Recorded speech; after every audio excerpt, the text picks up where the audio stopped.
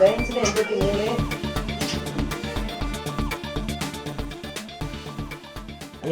என் பேர் தமிழ்ச்செல்வம். எங்கள் வீட்டில் அக்கா, அம்மா, அப்பா ஆரியாஸ் பேக்கரியில் வேலை பார்க்காங்க. நான் படிக்கணும்னு ஆசைப்பட்டு தொடர்ந்து படிச்சுக்கிட்டே இருந்தேன். இப்போ 420 எடுத்துட்டேன்.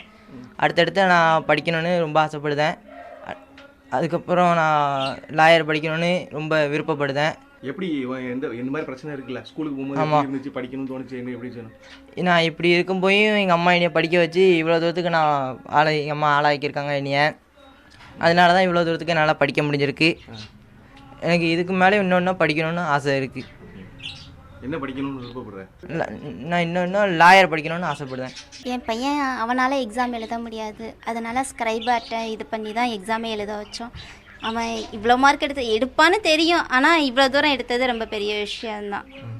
எப்படி படிக்க வைக்கணும்? அவன் படிக்கணும்னு எப்படி ஆசைப்படுறான், என்ன செய்கிறான்னு சொல்லி? ஆமாம், அவன் நல்லா படிக்கணும்னு தான் ஆசைப்படுவான், படிப்பான். ஆனால் நான் அவனை என்ன கம்பேர் பண்ணி படிக்க வச்சா அவன் நல்லா படிப்பான். படிக்கிறதே லைஃப்பில் மறக்கவே மாட்டான். அவ்வளோ தூரம் டேலண்ட் உண்டு அவன்கிட்ட. என்ன படிக்கணும்னு ஆசைப்படுறான்? படிக்கிறதுக்கு அவன் லாயருக்கு படிக்கணும்னு ஆசைப்பான். என்னோட எய்மிங்காக தான், அவனோட எய்மிங்காக தான். கண்டிப்பாக அவனுக்கு லாக்கு படிக்க வைப்போம். செய்திகளை உடனுக்குடன் தெரிந்து கொள்ள உடனே சப்ஸ்கிரைப் பண்ணுங்க.